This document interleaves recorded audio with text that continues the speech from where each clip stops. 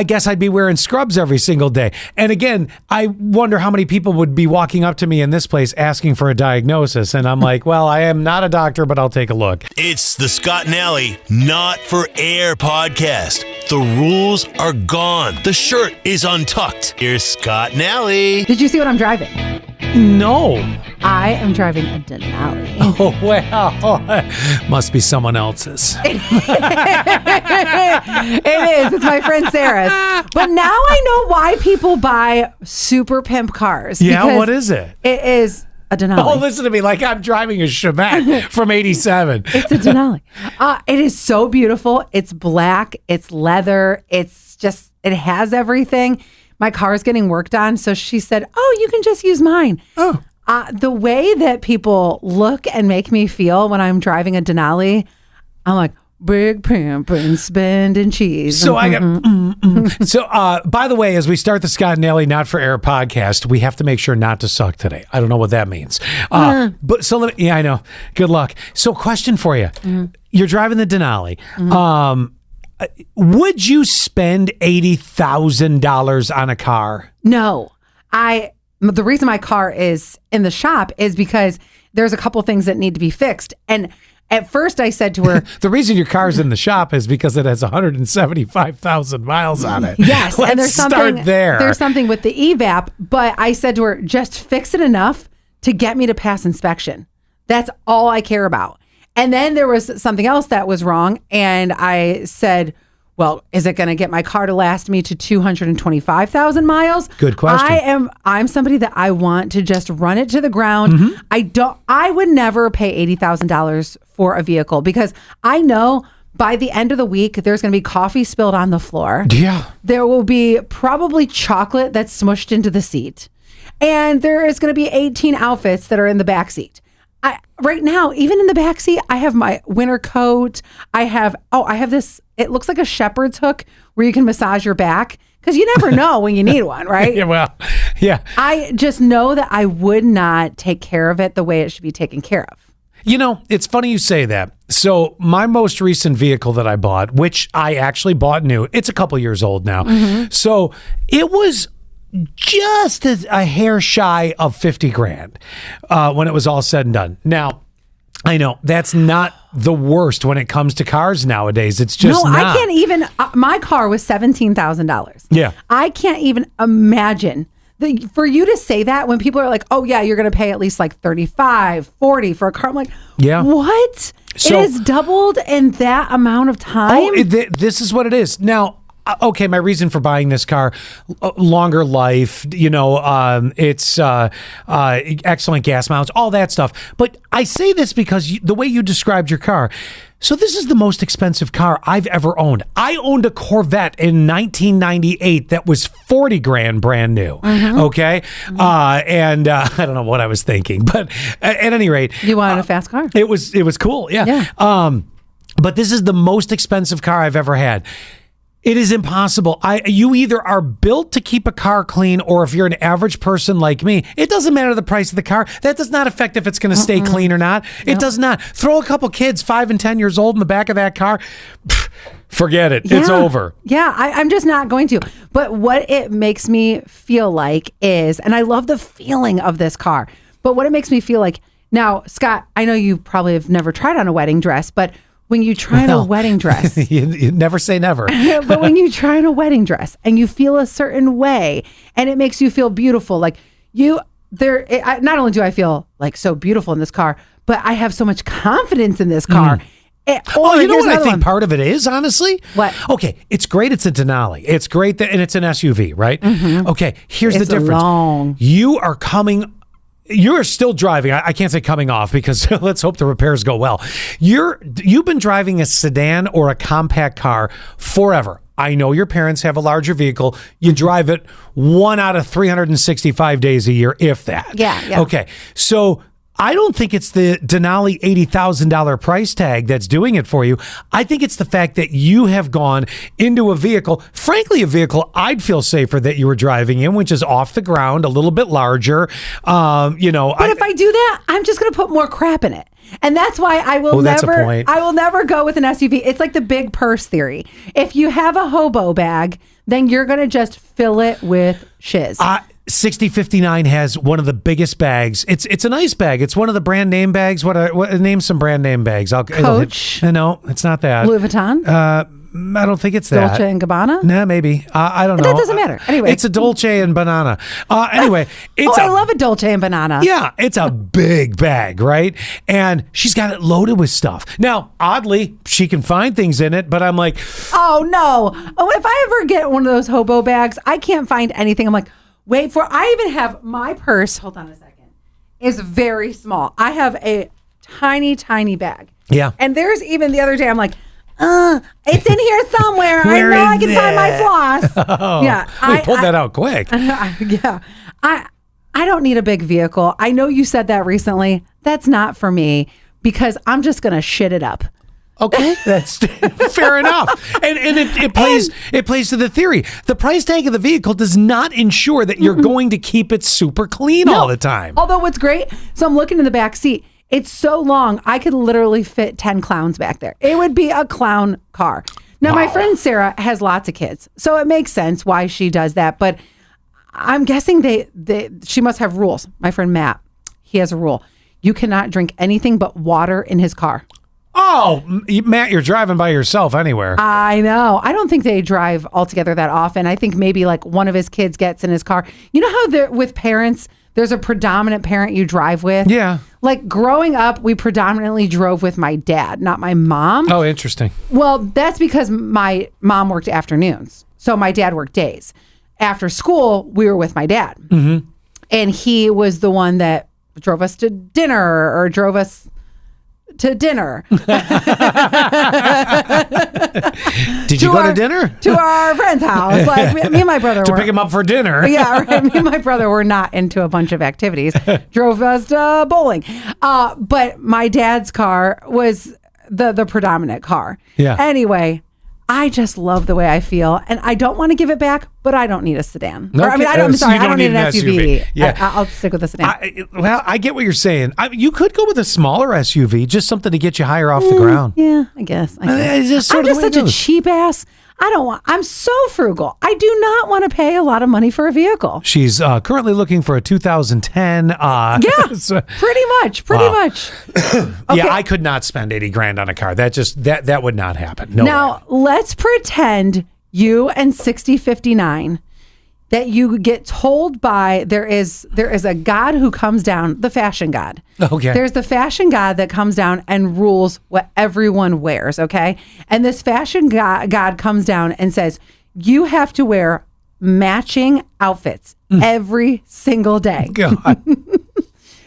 If this was the case, would you wear something loud and bright like orange tracksuits, or would you guys wear black every single day and go with something so simple? I've got two answers to this. My first one is she wears scrubs every day. Now, although it might look odd that I come to a radio station in scrubs, But man, you'd be comfy. ooh, I mean, if I had to, if it was, if we had to sit there and make the choice right now, I guess I'd be wearing scrubs every single day. And again, I wonder how many people would be walking up to me in this place asking for a diagnosis. And I'm like, well, I am not a doctor, but I'll take a look. Then the other one is it would be the black. It would be the simple. It would never be the loud. No, you got to pick one. Yeah, it would be the black. It Oh, would you're be the just picking black. You're not yeah, picking the if we scrub. had, Okay, the scrub you had thing. said orange tracksuit or black. No, I'm saying loud, something really super loud. Like I was saying, like every day you have to wear something like it has to be like an American flag tracksuit, or you have to wear a raspberry colored suit.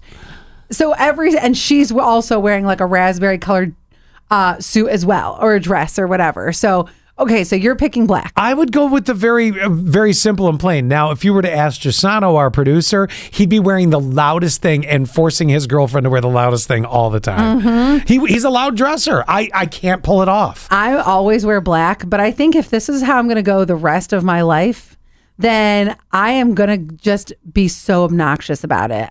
Really? Are you? Would you really? Yeah, I think so. I think that whenever I love going to like Cedar Point or even like a fall festival, and you have the couple that dresses the same. And they're wearing, and I have to say this, it's predominantly black couples. They are always dressing in unison, like complimenting each other. And then they'll wear something so loud, and I freaking love it. There are certain colors that they can wear that I would look ridiculous. I mean, I am envious in that regard of you can wear butterscotch and make it look really good. Rich. Yes. And if I put on butterscotch, people will be like, what is the hard candy walking by me? Like, think of this. I'm a white pasty guy that's bald. Butterscotch on this body, it would not look good. And she's always wearing like a wiggle dress. And then there's this big, massive flower. I always just smile so much. And you're right. And here's the other thing. The loud shoes. Do you ever notice the dress shoes? So I was just listening to a podcast where they were talking about this guy he was Puerto Rican. He wore shoes, like dress shoes, shiny shoes with the Puerto Rican flag on the shoes. That's awesome. This is another ethnic group that can dress loud and it looks great. Yes. I can't do it. I'm sorry. I'm going to tell you the same thing I used to tell people when I've always worn red lipstick almost my whole life. Yeah. And when people say, I couldn't do it. Yes, you can. You just start doing it, and then it becomes the norm. But it's only one area that pops, and wow, I made it sound like you're really ugly. Only one area on your face really pops.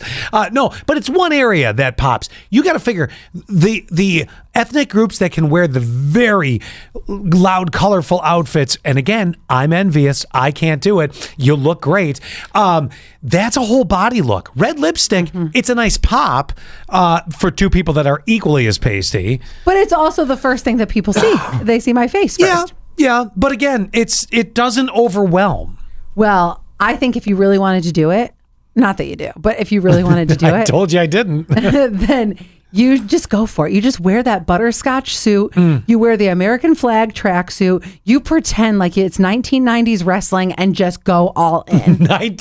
No. That's where you see the American flag tracksuit. It was always on the sidelines of, it's by, what's his name? Vince McMahon? Yes. You're standing by Vince McMahon in an American flag tracksuit. It does look like I'm about ready to enter a ring. You're right. Yes. Okay, now we have he is a colleague. I wouldn't call him quite a friend.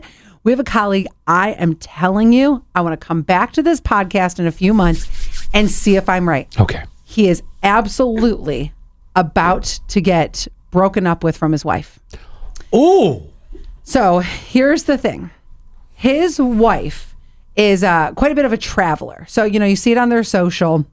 And then him and I chatted briefly about it afterwards. So his wife travels a lot, travels with her best friend, and they go to like Germany. They went to China together, everywhere. And he's like, it's cool because she works remotely. So if she wants to go to China, whenever her best friend can go, they go to China. If she wants to go to Germany, it's very easy for her. And he's like, I don't want to go to Germany. I don't want to go to China. That is no problem that she goes with her wife, that his wife. That might be the reason that she's about to break up with him. Oh, hold on. So it's you go with your best friend. You have a great time. It's not an experience that I'm looking for. Yeah. Go for it. So that's how it started. That seems pretty simple to me. No big deal. Some folks might say, oh, that's kind of weird that they never traveled together, right? Here's where it changed. This is where him and I picked up. And he's like, so the weird part is she just got back from Germany and she told me that she is going to go and stay at her mom's house, which is a couple states away. She's going to go stay at her mom's house and work from her mom's house for like 2 months. Why?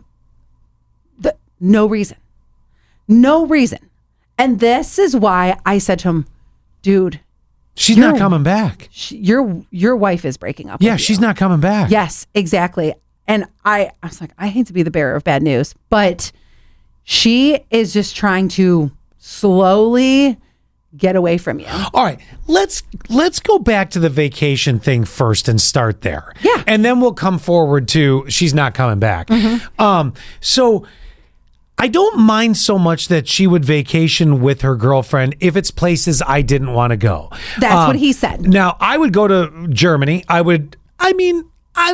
might go to China. There's other places I think I'd go first. I think I'd rather go to like Australia, things like that. Okay, That's whatever. not on my bucket list. I'm with you.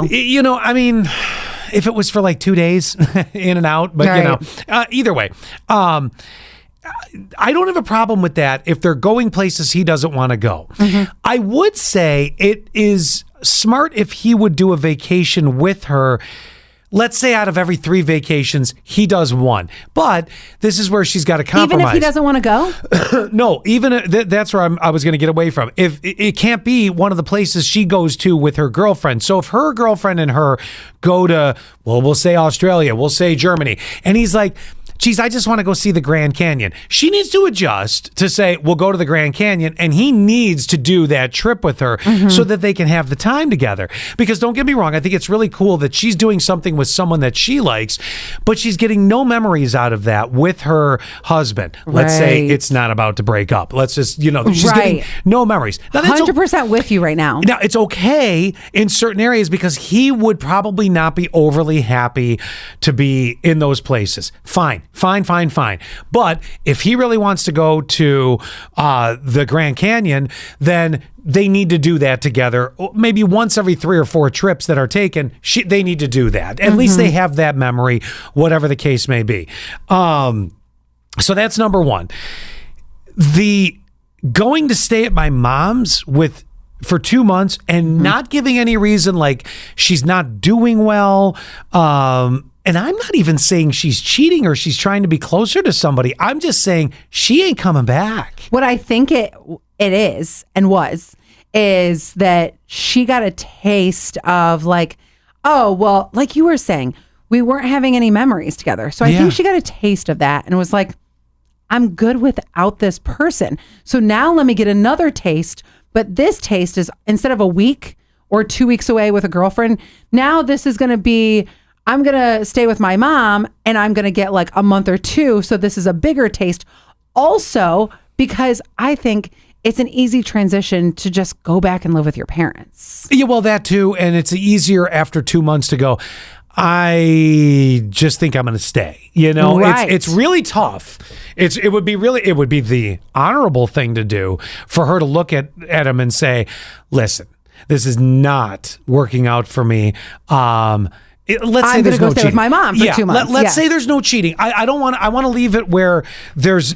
Let's take anything like that out of it. Let's just say they've grown apart. Oh, you don't think that they're in Germany like, la, la, la, la. No, I don't. Yeah, not the old Ickby 9 Berliner. Nope. So I don't think that's happening. Show me the 9 inches. No. I don't think so either. But so and leave that out. If you knew her, and I'm not that you know really everyone to the core, but if you knew her as a person, she's just, I don't think she's that You don't see the cheating thing. No. Okay, so for the sake of this discussion, there's nothing nefarious going on, okay? Yeah. It would be still more respectful to come forward and say, I need to spend some time kind of really reviewing where I'm at with this. And I'm going to do this for a couple months. But you have to be careful with that because you don't want to string the other person along. You don't want to make them think that you're going to be coming back. You need to kind of lay it out. I don't even like the way I first said that, where I'm like, I need to find where I'm at with this, because that then makes your friend that stays behind hyper. I mean, unless they're super lazy in the relationship, they start analyzing everything. They might try to ramp up being something that they're not for a period of time. They might try to, I guess the best way to describe it is love bomb a little bit more to keep the attention there. Oh, yes. I think you almost have to be honest. If it's 2 months, if you're doing it for 2 months, she's just not coming back. I feel like she just needs to say, look, this, and you can do it in a way where it's going to hurt, but you're not destroying the other person. You could be like, I've just discovered this just does not fit for me the way that I thought that it did. And I got a taste of life without you. multiple times. Maybe that's a bit much. Maybe you just sort of go, because then you're Aren't we again being laying it on honest? him, going, you're not taking me on vacations. We're not doing anything together. This shouldn't become that blame game. If she's deciding to do this on her own because she wants to see if she can do it on her own and not have to come back, I think she should be honest right up front and just say, look, this is just not working for me. I'm going for 2 months. And I think I'm at a place that I need to figure out if I want to keep going with this. But she also should say, this is not something that needs to be an ugly situation. We may have just grown in a different area, and it may just be there. People always... people either keep it quiet and it causes problems. They never share their intentions. People give too much. Like you were saying, I've had a taste of it alone. Now you're sort of pointing the finger at me like it's my fault. This is her choice. She needs to just sort of step back and go, I need to tell him, like, I don't think this is what I thought it was, but I don't want you to take that and be like, you've done something horribly wrong. We had this agreement that I would travel alone. Yeah, the we agreement, agreed to that. The agreement came with a lot of freedom, which is really nice. That is something that not every relationship has. Actually, I was just hanging out with my friend's mom yesterday. By the way, on that note, we might have to talk about this on the show. Love hanging out with moms. Moms are the best. So I was talking with my friend's mom yesterday, and she was saying how her relationship is super independent and she loves it. And she's like, yeah, Jeff lets me do whatever I want. And that word, I hate the lets me. Yeah, but do what you want to do. She's older, so I understand she kind of like might still have that language, if you will. And I said, yeah, love the independence. That's great. She goes, oh, it's fantastic. So that totally works for them and in relationships in general. Think that's extremely healthy. But yeah, don't let it bite me in the butt because we agreed upon this independence and the vacationing. That was your choice. You guys decided together. Right. Because if you wanted it to be different, one of the compromises that I was thinking was, okay, let's say Germany this year. Next year, we will do, even if I don't want to necessarily, I'm not all gung-ho, but let's say it is Lake Tahoe. Yeah. Then, okay. And then you could even say Vegas. Some people love the Vegas experience. Other people are like, oh, I'm not a gambler. And even if you tell them it's not all gambling, they still have an idea of what it is. So and then you next year pick somewhere. Yeah. And then we just keep flip-flopping. That's the first thing. The second thing is, you're right. It's got to be where there is conversation about this along the way, not just I'm going on vacation, I'm living with my mom. Because he doesn't see it coming, and we are knowing it. When he said it, my reaction was, of course, the reaction I couldn't wipe off my face. I was like, did you say to him she's not coming back? Well, so it started off with, and he goes, oh, what? And I was like, dude, I don't feel good about that. And he's like, really? And I said, I'm being honest. I'm being honest. I was like, she about to leave you. And he's like, no. So then he goes, what if it's like absence makes the heart grow fonder? And she... Oh, bullshit. Hold on. I'm going to back it up to high school. Do you remember the old expression in high school?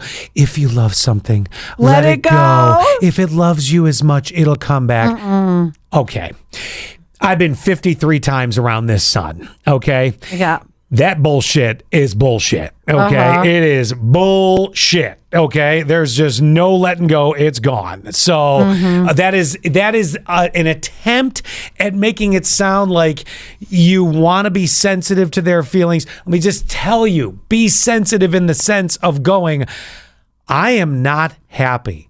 It is not something, and you don't have to be mean about it. You don't have to point the finger. You could even say, I am not happy. It is not something specifically you have been doing. It's just, I don't feel the connection that I thought we had. I'm going to go for a couple months, and either I'm going to clear my head and I'm coming back, or I'm not coming back. But I just, this is, I don't know why this is so hard. She's not coming back. More specifically, it's what he's not doing, I think. And it's not that it's just crazy that I see it, but he doesn't see it. Okay, so other than the not wanting to go on vacations with her, not to overanalyze somebody else's relationship, are you aware, like, are they such vastly different people? This was a path that was destined to happen? Never thought that. Okay. No, never. And there's no medical reason, nothing. No, and that's the thing. But there is also growing apart. You're in different phases in your life at some point. Like, okay, so he's around my age. They've been together for probably in their like late 20s. They're in their late 20s? They were in their late 20s when they yeah. So maybe let me ask you this. Is this moving closer to the girlfriend that she goes on vacation with? No, her mom lives. Yeah, no, her mom lives totally somewhere else. That wipes away the lesbian theory. Of course, I thought that too. Yeah, but and there doesn't necessarily have to be like something so wrong. But what I think, there's just a lot not right. Well, what I think it can be is you as an adult go, but I'm not happy. Like something's missing. Something is just not, the puzzle pieces just aren't fitting together. And that's okay. Then she needs to be the one to say, and this is what I've been trying to formulate into words. That's the word she needs to use. Because if she starts trying to make it seem like, well, we're growing apart, or we are this, or we are that, she's almost pointing the finger at him. She needs to, if this is her decision, she needs to stop and go, I don't think I'm the person that I was 5 years ago. Mm-hmm. I think I need to, explore the possibility that I may be going elsewhere. And here's the thing. This is one of the rare opportunities that an end to a relationship. Do you like how we've just ended their relationship? I know. But this is a rare opportunity that an end of the relationship, because it's key many times how this is handled on whether or not there is a positive future with a different kind of relationship, i.e., could they remain friends? Can they remain close? Cordial. Does bitterness not come flying into the picture? Or, here's the one thing that they don't have kids, by the way. I just want to make that does make it easier. Here's the one thing that will happen. If this is the end and they're going their separate ways because she's doing this, it will take time. Both of them, though, will see the past different from where they are today, where they're right up close to it. You know the expression, you can't see the forest through the trees. Mm-hmm. So they may get to a point, she may be a little further along, they may get to the point where they go, yeah, I can now understand and see why. It's the problem of getting to that from where I'm leaving for 2 months is. That can be a long road, but it really does come down to how it's delivered. Honesty is a key part to it. In this case, the word I is totally okay to use because there's another crazy expression. You can't help somebody else, so you can help yourself. It's there's truth to it. So maybe she's helping herself. I want him to know he's not a bad person. And I hope that if I'm right and this is going to end, then I want her to say, like, you're not terrible. You're not a bad person, because I think that can start to infiltrate your thoughts. Yeah, we've become different people. Right, exactly. And so I want her, I can't say this to her because I'm not friends with her. I'm friends with him. Yeah. I want her to say, you're not a bad person. This is okay that this is happening. It's a rare time that you can do this, because how many shitty breakups have we heard from so many different places over the years? Yes. Someone so-and-so does this or does that or does this, when it really could be a whole lot easier. And I told you, we're going to have to come back to this. Oh, man, yeah. Because there is no end. There's no finale yet. This is happening as we speak. Jeez. I know, but we'll absolutely come back to it. And I'm dying to know what happens in a couple months. Right. It might take 4 months, and I'm going to remind you of this story. Yeah.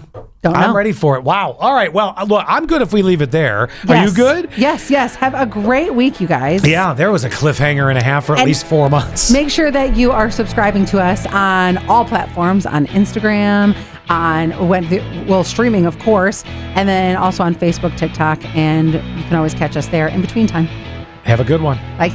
Well, that was fun. Wasn't that fun? That was fun. Do us a favor, will you? Subscribe. Share the Scott and Alley Not for Air podcast. Touch our buttons. We know you want to.